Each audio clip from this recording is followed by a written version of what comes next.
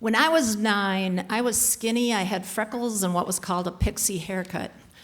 I was standing on the stage of the school auditorium on the receiving end of applause. But this was a good news, bad news scenario. The good news was I had just won the 4th grade division of the school science fair. The bad news was I was about to be exposed as the liar and the fraud that I was, because that science project, I hadn't done it, my mom had. Now, to be fair, I had come up with the scientific inquiry that the project was based on, the riveting question, what is the effect of detergent on plants? Spoiler alert, detergent is very bad for plants. But from there, my mom pretty much took it and ran. I mean, we went to the garden store together to buy supplies, but on the 3rd day in a row when I came home from school to find my mom completely absorbed in that science project, I knew that the baton had been passed. And my mom was kicking science project butt. She was researching and doing the math and showing her work. And it wasn't like I wasn't doing anything. I was like a little project manager. I'd occasionally ask her how things were going and remind her of how many days until the science fair, which, by the way, was like a freight train barreling towards us, and we may as well have been tied to the tracks because neither one of us were giving the least thought as to how this may play out. Now, my mom wasn't doing this science project in the hopes of winning and beating out a deserving 4th grader, although that is what happened. She was doing it because by then, her and I had a firmly established pattern of my mom doing things for me that I should have done for myself. And if that sounds like a formula for raising a child who will become an adult with an Achilles heel, you are right.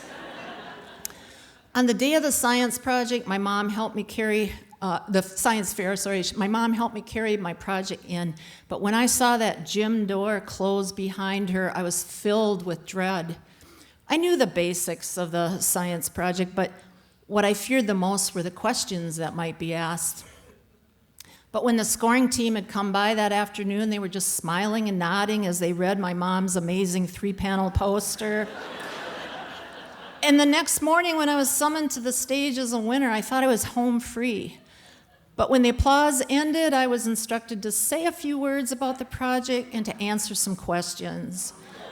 And now that Holy Rosary School insignia on my uniform was popping with every beat. And I stumbled and fumbled badly with those questions, even the dumbass ones from my fellow 4th graders. And I thought for sure that now the nuns could smell a rat and that soon I'd be singing like a canary under cross-examination. But nothing like that happened, though maybe it should have. Now, my mom was also not trying to hurt or hobble me with her actions.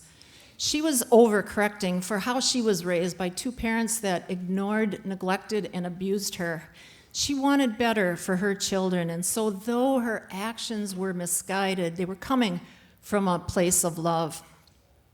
And as an adult, young adult, I did lack self-confidence, and if there were 2 paths to go down, I would take the easier one every time, not because I was lazy, but because I didn't know that I could do the hard things.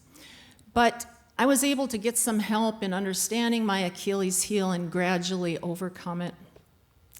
That science project was a fiasco, but I was always secretly proud that we had contributed to the body of scientific knowledge about the effect of detergent on plants.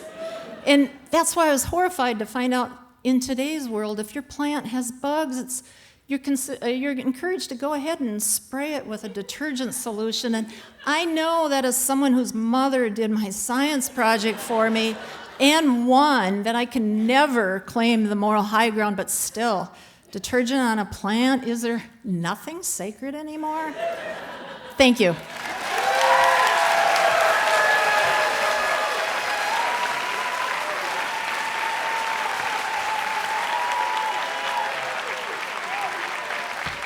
Let's hear it again for Annie.